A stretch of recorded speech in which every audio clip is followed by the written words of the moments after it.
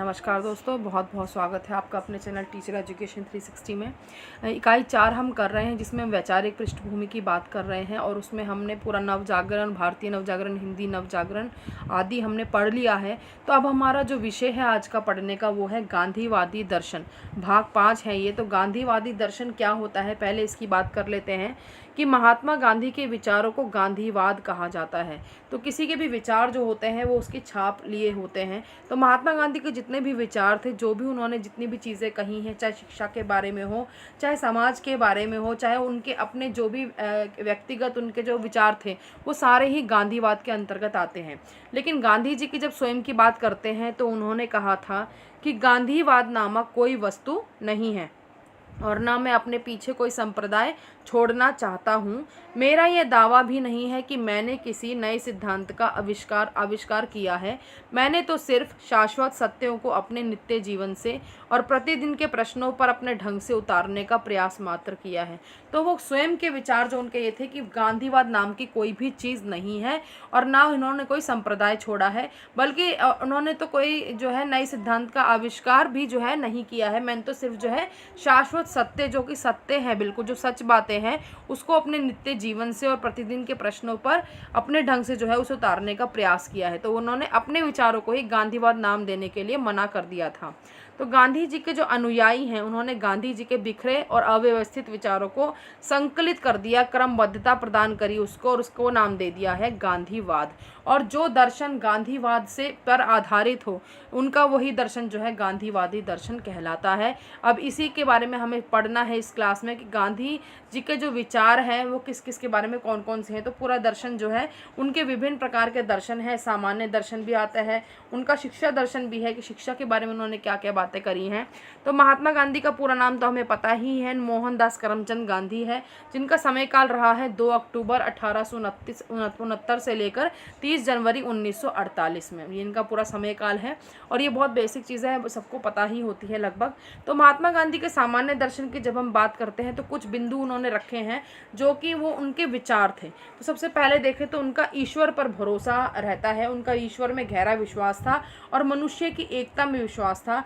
फ्रोबिल की तरह भी उन्होंने कहा कि इस ब्रह्मांड में अंतिम वास्तविकता जो है वो भगवान है।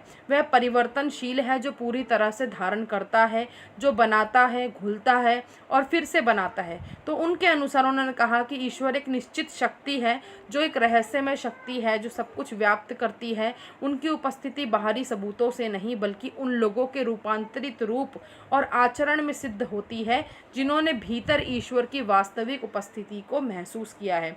इसलिए कहते हैं कि उन्होंने जीवित ईश्वर में विश्वास रखने की सलाह दी, जो हमारे भाग्य का अंतिम मध्यस्थ है। उसकी इच्छा सर्वोच्च है, इसके बारे में सभी जीवन एक हैं और पुरुष जानबूझकर या अनजाने में उस पहचान की प्राप्ति के लिए काम कर रहे हैं। इसलिए उनका मानना था कि जीवन का लक्ष्य जो है वो ईश्वर को साकार करना है। तो ये ईश्वर पर भरोसा जो है उनके दर्शन पर ही आधारित है, कह सकते हैं। उनके दर्शन में जो बिंदु है उसमें पहला महत्वपूर्ण बिंदु यही है। दूसरा आता है सत्य की बात करते हैं। सत्य के बारे में कहा है कि सत्य सर्वोच्च लक्ष्य है और ये भगवान को साकार करने का साधन भी है। वह सत्य और भगवान के बीच अंतर की एक सीमांकन नहीं करते हैं। 1931 तक उन्होंने कहा कि ईश्वर सत्य है, लेकिन उन्होंने कहा कि सत्य ही ईश्वर है। वह कहते हैं कि मेरे पास सेवा करने के लिए कोई भगवान नहीं है, लेकिन सच्चाई है। सत्य को आंतरिक आवाज़ के माध्यम से व्यक्त किया जाता है। यह अंतरात्मा की पुकार है, इसे पूरी जिंदगी व्याप्त करते रहना चाहिए और यह हमारे दैनिक व्यवहार में, हमारे साथी के साथ में व्यवहार में सच्चाई के व्यवहारिक अनुप्रयोग में विश्वास करते थे। और सत्य मानव आचरण का मार्गदर्शक सिद्धांत है और यह सच्चाई परम सत्य है जिसे बुराई और घृणा पर विजय प्राप्त करनी चाहिए। उनकी सलाह भी दी हुई है कि सत्य ही जीवन है। तो ये सब कुछ जो है सत्य के बारे में उनका जो दर्शन है हमें पता चलता है। तीसरा आता है अहिंसा के बारे में। वो बात करते हैं कि सत्य के लक्ष्य को प्राप्त करने का जो साधन है वह अहिंसा है। उनके लिए जो है अहिंसा और सत्य इतने गूथे हुए हैं आपस में कि उन्हें अलग करना और उन्हें अलग करना व्यवहारिक रूप से असंभव है, यानी कि संभव नहीं है। वे एक ही सिक्के के दो पहलू हैं और इस प्रकार से वो कहते हैं कि अहिंसक व्यक्ति को तपस्या या रहन सहन का जीवन जीना चाहिए। गैर हिंसा जो है एक महान शक्ति है जिसे जीवन के नियम के रूप में स्वीकार किया जाना चाहिए, पूरे अस्तित्व को विकृत करना चाहिए और पृथक कृत्यों पर लागू नहीं होना चाहिए। तो इस प्रकार उन्होंने बताया है कि अहिंसा जो है वो कायर और कमज़ोर का हथियार नहीं, अहिंसा मतलब हिंसा ना करना, यानी कोई भी मार पिटाई या कुछ भी प्रकार का ऐसा कार्य ना करना जिससे दूसरे को शारीरिक रूप से जो है या मानसिक रूप से भी हम कह सकते हैं, हिंसा तो मानसिक रूप से भी की जा सकती है, किसी दूसरे को नुकसान ना हो। तो इस प्रकार से उन्होंने अहिंसा के बारे में अपने विचार रखे। फिर उनका आता है प्यार की बात करते हैं, प्रेम की बात करते हैं। कहा है कि प्रेम से ही सत्य की प्राप्ति होती है। प्रेम के बारे में उन्होंने बोला है, सत्य का सामना करने की सार्वभौमिक और सर्वव्यापी भावना को देखने के लिए किसी को अपने आप को निकटतम बनाने के लिए प्यार करने में सक्षम होना चाहिए। उन्होंने कहा जैसे ईश्वर सत्य है वैसे ही ईश्वर भी प्रेम है। जब हम अपने प्राणियों से प्रेम करते हैं और उनकी सेवा करते हैं तो हम ईश्वर से प्रेम करते हैं और उसकी सेवा करते हैं, यानी कि इंसान से ही प्यार करना और सेवा करना भगवान से प्यार करना और सेवा करने के बराबर है। गांधी जी ने कहा था कि मंदिर, चर्च और मस्जिद में रहने के बजाय मानवता के मंदिर में जाना है। इस प्रकार से उन्होंने प्रेम के बारे में ये अपना दर्शन दिया है हमें। फिर आता है एक आदर्श समाज के बारे में बताया है उन्होंने कि उन्होंने आदर्श समाज का सपना देखा जो किसी भी प्रकार के शोषण, सामाजिक मतभेद, हिंसा, टोपी की लालिमा और अन्याय से मुक्त हो। उन्होंने सार्वभौमिक भाईचारा, सच्चाई, स्वतंत्रता, प्रेम, न्याय और सभी की समानता द्वारा एक वर्ग कम समाज बनाने का लक्ष्य रखा। तो इस प्रकार से जो है उन्होंने बहुत सारी बातें जो हैं एक आदर्श समाज के बारे में बताई हैं। उन्होंने सभी को अपने लिए उतना ही रखने का अधिकार दिया जितना एक परिष्कृत, सभ्य और नैतिक जीवन के लिए आवश्यक होता है। उन्होंने कहा कि मैं एक ऐसे भारत के लिए काम करूंगा जिसमें सबसे गरीब महसूस करेगा कि यह उनका देश है, जिसमें उन्हें बनाने में एक प्रभावी आवाज़ है। एक ऐसा भारत जिसमें ये कोई उच्च वर्ग या निम्न वर्ग का व्यक्ति नहीं होगा। एक ऐसा भारत जिसमें सभी समुदाय सही सामंजस्य में रहेंगे। इस प्रकार से उन्होंने जो है एक जो है आदर्श समाज की बात करी है। फिर आता है उनका जो सामान्य दर्शन में अगला बिंदु जो आता है वो है सत्याग्रह की बात करते हैं। वो सत्याग्रह के बारे में बताया है कि यह सर्वोच्च सिद्धांत है जो किसी के जीवन में सत्य का पालन करता है, यानी कि सत्य का साधक अपने सभी अभिव्यक्तियों में अपने जीवन में सत्य का अभ्यास कर सकता है। और एक सत्याग्रही जो होता है वो भय से मुक्त होता है और जो कुछ भी उसके रास्ते पर आ सकता है उसे सच करना सीख जाता है, यानी कि सत्य के मार्ग पर चलना ही एक प्रकार से सत्याग्रह है। वह शत्रु का प्रेमी है और सत्य द्वारा बुरी शक्तियों को जीत सकता है। उसके हाथ में एक दुर्जय हथियार है। इसके अलावा वह कायर नहीं है बल्कि एक बहादुर, सीधा, आगे और साहसी है। तो इस प्रकार से इन्होंने सत्याग्रह पर जो है अपने विचार रखे। अगले बिंदु की बात करते हैं साध्य तथा साधन की पवित्रता की बात करते हैं कि गांधी जी का मत है कि साध्य जो है पवित्र है और उसे प्राप्त करने का साधन भी पवित्र होना चाहिए।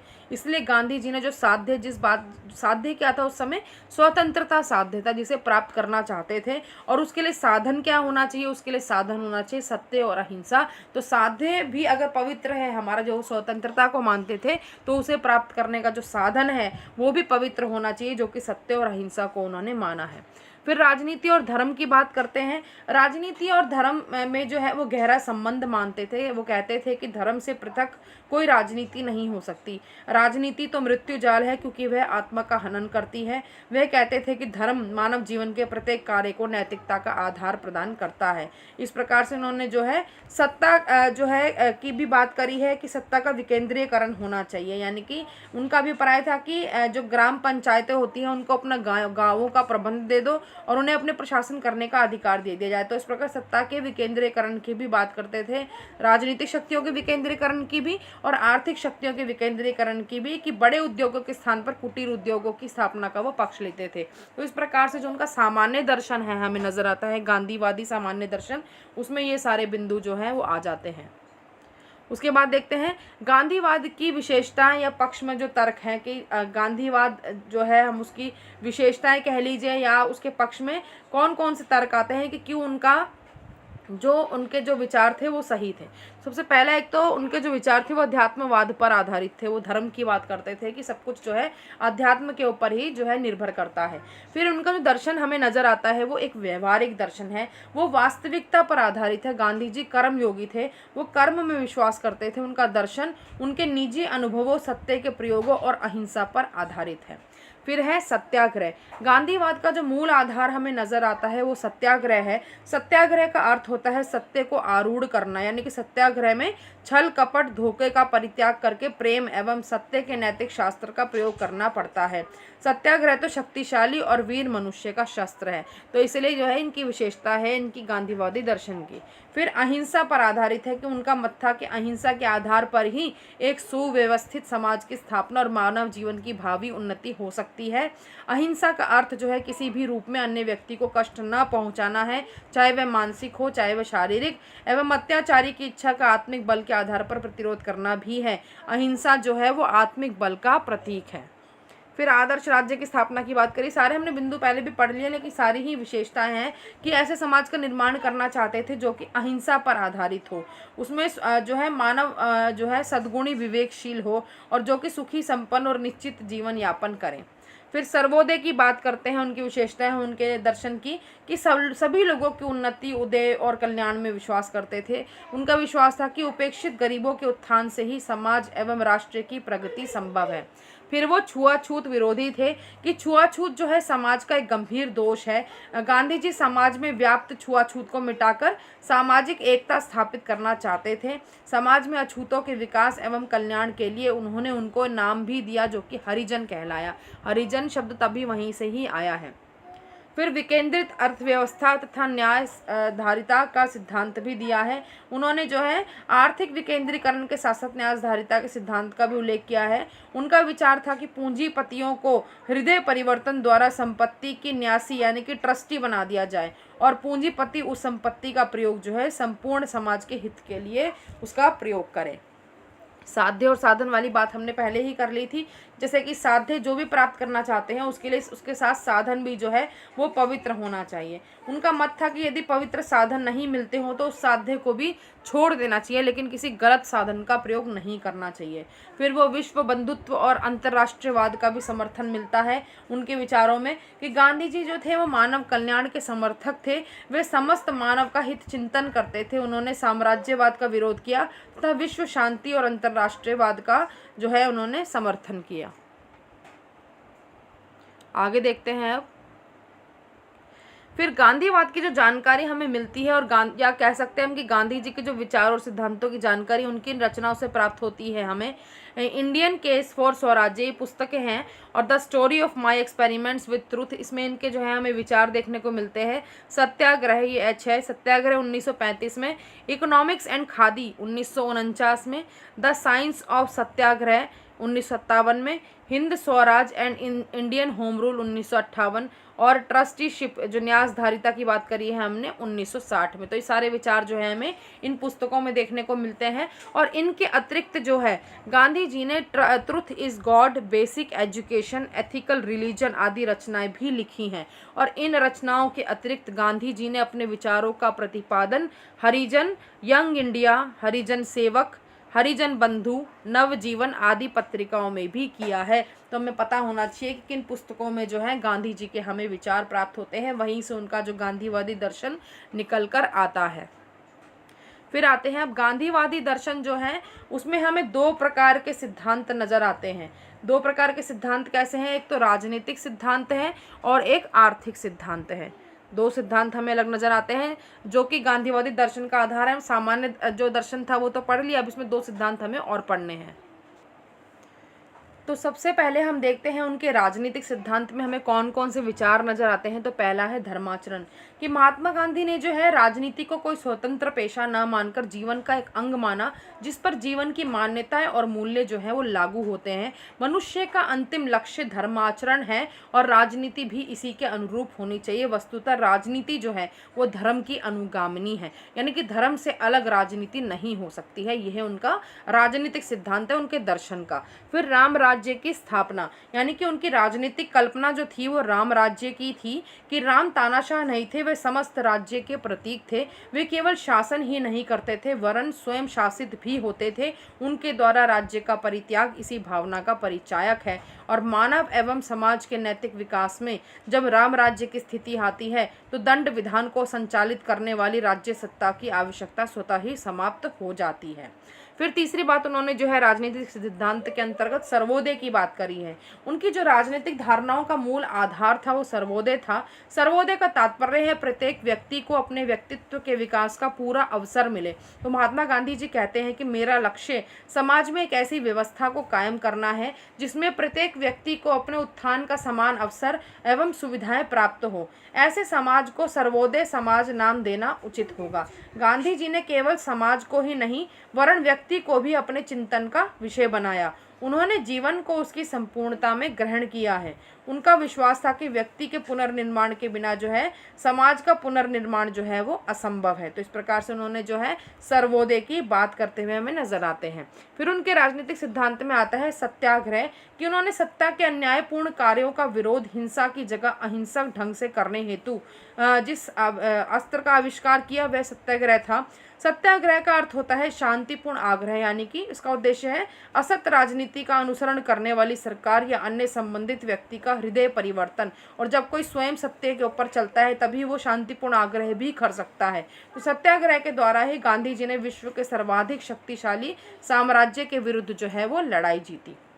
अब आते हैं उनके आर्थिक सिद्धांतों के जो है अंदर हमें क्या दर्शन में नजर आता है। तो पहला बिंदु जो है वो भौतिकवाद व उपभोक्तावादी संस्कृति के खिलाफ नजर आता है, कि उनके आर्थिक विचार भी जो थे वो सत्य और अहिंसा के सिद्धांतों पर आधारित थे। वे धन एकत्र करने के लिए धनोपार्जन करने के कट्टर विरोधी थे। उनकी दृष्टि में धनी और निर्धन में कोई भी अंतर नहीं था। जिनके पास आवश्यकता से अधिक धन हो उनसे यह आग्रह किया जा सकता है कि वे अपनी संपत्ति का प्रयोग उनके लिए भी करें जो निर्धन हैं या जो गरीब हैं। गांधी जी ने कहा, मैं चाहता हूं कि धनी लोग गरीबों के ट्रस्टी बनकर उनके लिए अपने धन का इस्तेमाल करें। क्या आपको पता है कि टॉलस्टॉय फर्म की स्थापना करते समय मैंने अपनी सारी संपत्ति का त्याग कर दिया था। तो इस प्रकार वो प्रश्न भी करते हैं। तो ये सब बातें जो है गांधी जी के द्वारा करी हुई है। तो उन्होंने जो है इसी के लिए अपने इसी सिद्धांत के लिए जो है दूसरा जो बिंदु आता है चरखा, स्वदेशी और खादी। तो इसी आर्थिक व्यवस्था के संचालन के लिए उन्होंने कुछ साधनों की सिफारिश की, जिसमें कि 3 साधन हमें नजर आते हैं, चरखा है, स्वदेशी है और खादी है। तो उनका विचार यह था कि हम सुखी और नीति संगत जीवन तभी बिता सकते हैं जब हम अपनी सांस्कृतिक आस्थाओं के अनुरूप कार्य करें। भारत की मूल संस्कृति ग्रामीण संस्कृति है, अतः इस देश के लिए चरखे का जो महत्व है वह बड़ी ही मशीनों का नहीं हो सकता है। तो इस प्रकार से इन्होंने जो कहा कि चरखे का प्रयोग करें, अपनी स्वदेशी वस्तुओं का प्रयोग करें और खादी का प्रयोग करें।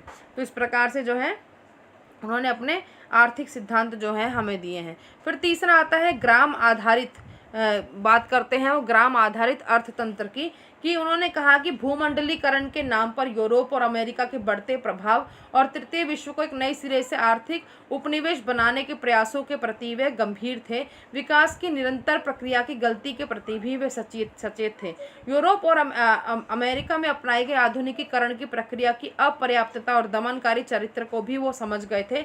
इसलिए जो थे वो एकमात्र ऐसे नेता रहे जिन्होंने देशों की अंधी नकल करने के बजाय विकल्प के बारे में सोचा। उन्होंने ग्राम आधारित अर्थतंत्र की बात करी है और कार्य आधारित शिक्षा की बात करी है, कि हमारे गांव जो है वो कहीं खत्म ना हो जाए। हमारी जो देश की अर्थव्यवस्था है उसका आधार हमारे गांव ही होने चाहिए। गांवों का इतना विकास हो लेकिन उनका शहरीकरण ना किया जाए। गांव में रहते हुए ही वहाँ की सुविधाओं, वहाँ के संसाधनों को अच्छे से विकसित किया जाए और कार्य आधारित शिक्षा हो जिसमें बच्चा स्वयं हाथ से कार्य करके कुछ ना कुछ ऐसी उपलब्धि हासिल करे कि वो जीवन में अपने खुद भी कमा सके। तो ये सारी बातें जो है उन्होंने गांधीवादी दर्शन के अंतर्गत करी है। अब बात करते हैं उनके दर्शन में ही हमें शिक्षा दर्शन भी देखने को मिलता है गांधीवादी दर्शन में, कि शिक्षा के बारे में उनके क्या विचार रहे हैं।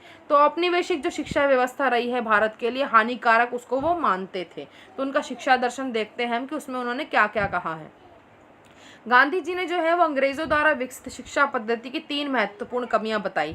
एक तो ये बताई कि यह विदेशी संस्कृति पर आधारित थी, जिसने स्थानीय संस्कृति लगभग समाप्त कर दी थी। यानी कि जो हमारे भारतीय लोग थे वो विदेश की संस्कृति को सीख रहे थे, अपनी संस्कृति को भूलते ही जा रहे थे। यह हृदय और हाथ की संस्कृति की उपेक्षा कर पूर्णतः दिमाग तक ही सीमित रहती है। सिर्फ रट्टाफिकेशन वाली बात या तथ्यों को ही याद करना, ये सब जो था वो अंग्रेजी शिक्षा पद्धति की विशेषता थी, जो कि हृदय और हाथ के जो काम होते हैं उनसे दूर होते जा रहे थे बच्चे। फिर विदेशी भाषा के माध्यम से यही शिक्षा संभव नहीं है। तो विदेशी जो भाषा बच्चे सीख रहे थे उससे वो अपनी भाषा भी भूल रहे थे, और उससे जो अपने हमारे काम होते हैं, जो हमारे भारत देश में बच्चे स्वयं काम करना सीखते हैं अपने हाथ से, कारीगरी हो चाहे हस्तशिल्प की बात करें, उद्योगों की बात करें, तो वो जो है विदेशी भाषा के माध्यम से संभव नहीं था कि बच्चों को हम वो सिखा पाए। तो ये उनको जो लगा, कमियां लगी अंग्रेजी शिक्षा में। फिर गांधी जी ने जो है शिक्षा के व्यापक जो है हमें उद्देश्य दिए। उन्होंने पहले तो ये कहा कि शिक्षा से अभिप्राय क्या है, तो वो कहते हैं शिक्षा से मेरा अभिप्राय बालक तथा मनुष्य में निहित शारीरिक, मानसिक एवं आत्मिक श्रेष्ठतम शक्तियों का अधिकतम विकास है। तो शिक्षा दर्शन गांधी जी का बहुत बड़ा है, और उन्होंने जो है बुनियादी शिक्षा दी हमें, या हम कह सकते हैं नई तालीम का सिद्धांत दिया है उन्होंने, गांधी जी ने। और उन्होंने जो है 2 प्रकार के उद्देश्य बताए हैं शिक्षा के। एक तो है व्यक्तिक उद्देश्य, जिसमें पहला आता है चरित्र निर्माण। उन्होंने इसको जो है शिक्षा का उच्चतम लक्ष्य माना है। उनके अनुसार अगर विद्यार्थियों के चरित्र की नींव मजबूत पड़ जाए तो वह अन्य बातें स्वतः ही खुद ही सीख जाता है। फिर दूसरा वो सर्वांगीण विकास की बात करते हैं। उन्होंने बौद्धिक विकास को विकलांगता माना था। उन्होंने सर्वांगीण विकास के लिए 3 H की शिक्षा देना जो है आवश्यक माना। अंग्रेजी के H जो होता है, पहला तो उन्होंने माना हेड, यानी H फॉर हेड होता है, यानी मस्तिष्क की शिक्षा होनी जरूरी है। दूसरा उन्होंने बोला हैंड, यानी कि हाथ, और तीसरा बोला हार्ट, यानी कि हृदय। तो 3 H की बात वो करते हैं। 3 H जो है बच्चे को सिखाना जो है सर्वांगीण विकास के लिए ज़रूरी है। पहले H का मतलब है हेड, यानी कि मस्तिष्क। दूसरे H का मतलब है हैंड, यानी कि हाथ। और तीसरा H का मतलब है हार्ट, यानी कि हृदय। तो तीनों H की शिक्षा जो है बच्चों को मिलनी जो है ज़रूरी है सर्वांगीण विकास के लिए। उसके बाद दूसरा आता है सामाजिक उद्देश्य बताए उन्होंने। पहला है स्वावलंबी नागरिक का निर्माण, यानी कि हर व्यक्ति देश का जो है शारीरिक श्रम द्वारा उत्पादन कार्य करते हुए होना चाहिए। मानव श्रम की शिक्षा देकर वे कुशल नागरिकों का निर्माण करना चाहते थे। दूसरा, सर्वोदय समाज का विकास। गांधी जी समाज के सभी व्यक्तियों को विकास का अवसर देने की वकालत करते थे। समाज के निर्धनतम व्यक्ति का विकास ही जो था महात्मा गांधी का सपना था। वे इस क्रांतिकारी उद्देश्य की प्राप्ति के लिए शिक्षा को शक्तिशाली साधन मानते थे। और तीसरा है ग्राम स्वराज की स्थापना। गांधी जी केवल अंग्रेजी दास्ता से ही मुक्ति नहीं चाहते थे, वरन वे मानव के द्वारा जो शोषण की हर संभावना होती है उसको समाप्त करना चाहते थे। इसके लिए वे ग्राम स्वराज की स्थापना करना चाहते थे। इस प्रकार जो है महात्मा गांधी शिक्षा के द्वारा न केवल व्यक्ति वरन समाज और राष्ट्र की समस्त बुराइयों को समाप्त करना चाहते थे। तो उन्होंने शिक्षा के जो है सारे व्यापक उद्देश्य हमारे समक्ष अपने दर्शन में, गांधीवाद हम कह सकते हैं, उसमें हमें देखने को मिलते हैं। फिर महात्मा गांधी ने जो बुनियादी शिक्षा दी है उसके कुछ बिंदु बताए उन्होंने कि शिक्षा में क्या होना चाहिए। पहला तो 6 से 14 वर्ष तक की उम्र के सभी बच्चों एवं बच्चियों को अनिवार्य और निःशुल्क शिक्षा प्राप्त हो। दूसरा, पूरी शिक्षण व्यवस्था के केंद्र में कोई शिल्प या हस्त उद्योग हो जो बच्चा अपने हाथ से काम करना सीखे। फिर शिक्षण का माध्यम जो हो वो बच्चे की मातृभाषा हो, ताकि वो उसका सर्वांगीण विकास हो, क्योंकि बच्चा सबसे पहले अपनी मातृभाषा ही सीखता है। फिर शिक्षा स्वावलंबी हो, यानी खर्च का जो वहन हो वो अध्यापक और छात्रों द्वारा कोई भी ऐसा उत्पादन कार्य जो किया है स्कूल में, विद्यालय में रहकर उन्होंने, उसी को वो बेचकर जो उससे खर्चा निकले उसी से अपनी शिक्षा को आगे चलाएं। फिर हिंदी या हिंदुस्तानी भाषा जिसमें उर्दू का भी मिश्रण होता है उसकी शिक्षा पूरे भारतवर्ष में अनिवार्य हो। तो इस प्रकार से उन्होंने बुनियादी शिक्षण के जो है कुछ बिंदु रखे हमारे सामने। फिर उन्होंने शिक्षण विधि भी बताई कि शिक्षण विधि जो है वो समन्वय विधि होनी चाहिए या समवाय विधि की बात करते हैं। वो समन्वय या समन्वय विधि या समवाय विधि क्या होती है? तो इस विधि के अंतर्गत जो है इसके विधि के केंद्र में जो है किसी शिल्प या उद्योग या कार्यकलाप को रखा जाए। अन्य विषयों को जो है वो इससे जोड़कर पढ़ाया जाना चाहिए। तो समन्वय कर दिया जाए सभी विषयों का आपस में, जैसे कि अगर कताई या सिलाई सिखाते हुए विभिन्न सभ्यताओं में उपयोग किए जाने वाले वस्त्रों का भी ज्ञान दिया जाए साथ साथ, तो बच्चे जो है वो इतिहास का व्यवहारिक ज्ञान भी बच्चों को प्राप्त हो जाएगा। इस तरह से कच्चे माल की खरीद में कितने पैसे लगे, तैयार किए सामान को बेचने के बाद कितना लाभ हुआ, इसकी गणना करना यानी कैलकुलेशन करना, इससे क्या होगा, बच्चे को जो है गणित के भी जो है उसको ज्ञान प्राप्त हो जाएगा। तो इस प्रकार से जो है, अब वैसे भी देखा जाए तो आजकल जो है समन्वय विधि का प्रयोग किया जाना शुरू कर दिया गया है।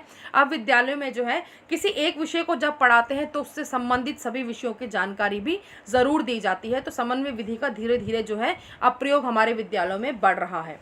दूसरा वो कहते हैं शिक्षा के माध्यम की बात करते हैं, तो शिक्षा के माध्यम उन्होंने जो है मातृभाषा बोला है कि मातृभाषा जो है उसके पक्ष में थे। वे अंग्रेजी को जो है शोषण का एक माध्यम मानते थे और कहते थे कि वे इसके लिए माता पिता को भी दोषी कहते थे। और उन्होंने अपनी आत्मकथा में लिखा कि जो हिंदुस्तानी माता पिता अपने बच्चों को बचपन से ही अंग्रेजी बोलने वाला बना देते हैं और वे उनके और देश के साथ द्रोह करते हैं, इससे बालक अपने देश की धार्मिक और राजनीतिक विरासत से वंचित रहता है और उस हद तक वह देश की तथा संसार की सेवा के लिए कम योग्य बनता है। वे अंग्रेजी भाषा के किस हद तक विरोधी थे, उन्होंने उनकी घोषणा से स्पष्ट होता है कि मैं यदि तानाशाह होता तो आज ही विदेशी भाषा में शिक्षा दिया जाना बंद कर देता, जो आनाकानी करते उन्हें बर्खास्त कर देता, मैं पाठ्य पुस्तकों के तैयार किए जाने का इंतजार भी ना करता। तो इस प्रकार जो है उन्होंने जो माना है कि शिक्षा का माध्यम जो है मातृभाषा ही होनी चाहिए। फिर गांधी जी के हमें छात्र संकल्पना भी मिलती है। उन्होंने माना कि हर बालक बालिका में परमात्मा का निवास होता है, सभी बालकों की आत्मा समान है पर व्यक्तित्व में भिन्नता होती है। उसी प्रकार उन्होंने जो है अध्यापक की संकल्पना भी दी कि विद्यार्थियों के शारीरिक, मानसिक, बौद्धिक और आत्मिक विकास में शिक्षा की भूमिका को उन्होंने अत्यंत महत्वपूर्ण माना कि वे शिक्षकों के आचरण को शिष्यों के लिए अनुकरण योग्य होने पर हमेशा जोर देते थे कि जैसा टीचर होगा, अध्यापक होगा, उसके बच्चे भी वैसे ही बन जाएंगे। और इस प्रकार उन्होंने कहा, उन्होंने अध्यापकों के कर्तव्य में भी बहुत जो है ज़रूरी बातें बोली कि आत्मिक शिक्षा अध्यापक किताबों के द्वारा नहीं बल्कि अपने आचरण के द्वारा ही दे सकता है। मैं स्वयं झूठ बोलूं और अपने शिष्यों को सच्चा बनाने का प्रयत्न करूं तो वह व्यर्थ ही होगा। डरपोक शिक्षक शिष्यों को वीरता नहीं सिखा सकता। वे बेचारे शिक्षक शिष्यों को संयम किस प्रकार सिखाएगा। अध्यापकों को अपने लिए नहीं तो कम से कम शिष्यों के लिए अच्छा बना रहना चाहिए। तो इस प्रकार से जो है उन्होंने बहुत सारी उनकी बातें हमें जो जानने को मिलती हैं शिक्षा के लिए। और टॉलस्टॉय आश्रम के जो है उन्होंने भी काफ़ी सारे किस्से भी हमें पता चलते हैं। इस प्रकार उन्होंने अनुशासन के बारे में भी बहुत अपने जो है उनका हमें एक पूरा दर्शन देखने को मिलता है अनुशासन के बारे में, उन्होंने कहा कि बच्चे जन्मजात बुरे नहीं होते, वातावरण उन्हें अच्छा या बुरा बनाता है। प्राकृतिक एवं सामाजिक परिवेश को स्वच्छ एवं सहयोग पर आधारित कर अनुशासन को बनाए रखा जा सकता है। विद्यार्थियों के आचरण को सर्वाधिक प्रभावित अध्यापक का आचरण करता है और अनैतिक कार्य भी शारीरिक रोग के समान व्याधि है। इसे दूर करने के लिए शिक्षक की सहानुभूति आवश्यक है, दंड नहीं। तो इस प्रकार से उन्होंने बहुत सारे जो उनका जो दर्शन नजर आता है हमें गांधीवादी दर्शन, वो काफ़ी बड़ा है, बहुत ही बृहद है वो, क्योंकि उसमें जो है हमें सामान्य दर्शन भी देखने को मिलता है, उनके जो है सिद्धांत राजनीतिक पहलू भी हैं, उनके विचारों के आर्थिक पहलू भी हमें देखने को मिलते हैं, और शिक्षा दर्शन तो उनका काफ़ी बड़ा है जिसमें वो बुनियादी शिक्षा की बात करते हैं।